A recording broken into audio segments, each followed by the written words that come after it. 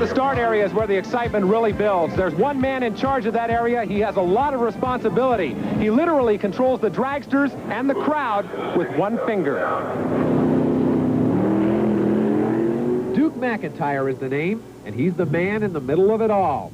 Being the official race starter for the World Finals calls for a real take-charge kind of guy.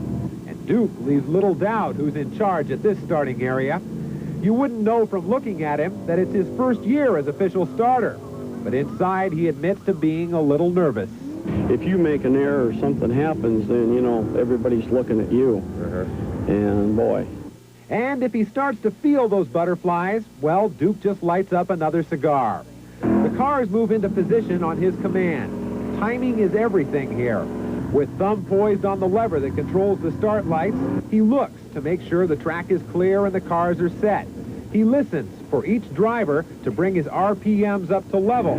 Not until Duke thinks everything is right does the thumb come off. Well, controlling probably 5,000 horsepower, and it's kind of a neat feeling. It's really an up or a high, yes. Duke says he gets very few complaints from the drivers, but if he does, no problem. Just light up another cigar and bring on the next two competitors.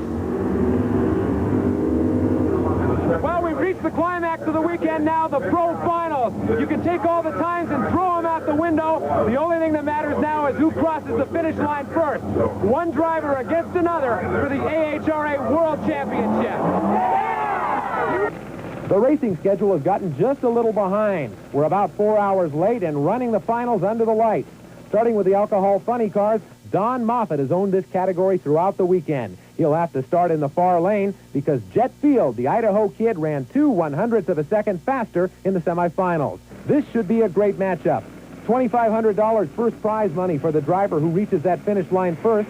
The start is dead even, and they're wheel-to-wheel all the way down. And in the far lane, it's Don Moffitt, 6.49, 3/100ths of a second faster than the Idaho kid. Feels good. Feels good. We've tried before. This is the first one. This, and I hope there's more. Hope there's a lot more. The alcohol dragsters are next, and the top qualifier, Craig Smith, has run 6.18 twice this weekend. He'll be in the near lane. And Paula Gage, the defending champion at the World Finals, she won it last year driving a pink dragster. $2,500 on the line here. Smith has beaten Gage the last 3 times they've raced. It's a dead even start, but Smith is really standing on it. At the finish, it's going to be Craig Smith with a new record for alcohol dragsters, 6.14. I knew we could do it. That's what we were looking for. What'd you think of that, Stub? Huh? All right, Craig. You knew we were the champions, didn't you? Into the Nitro categories now, the funny cars.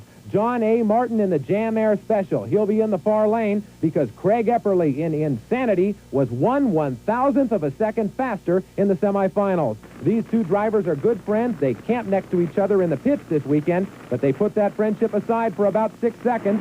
Epperly's got the jump, but Martin's got the power to catch him. Watch the far lane. It's going to be John Martin by 8/100ths of a second, 6.09 and $7,500 first prize. The later it got, the more worried I got because I knew the thing was going to be strong, and it went pretty good out there, I think. And now the big boys, top fuel dragsters. Ron Smith of Renton with the better time in the semis. He'll have the near lane. But Doug Burpee in the Spokane Diesel has the hometown crowd on his side. Will it be enough? Burpee has won the last 2 matches with Smith, but Smith won the 2 before that. So here we go with the rubber match for $7,500. Burpee gets the jump, but Smith is right there. Burpee won't hold him off, and Ron Smith wins it in 5.85. How does it feel to win the rubber match? That's great. We'll have to maybe next year do it again. Burpee wanted this one badly in his hometown. He burned his engine trying. Yeah, you did all you could do. That's all we had. Yeah. And that puts a cap on this year's AHRA World Finals. Now that the smoke is clearing, we can look back on the excitement of a great drag racing weekend. We hope you've enjoyed watching from the comfort of your own home. Our crew has had a lot of fun bringing the coverage to you. They've worked awfully hard this weekend, so take a look at their names as they roll by in just a second. World Finals 87 is over, but we'll leave you now with another look at those amazing jet cars. So long, everybody.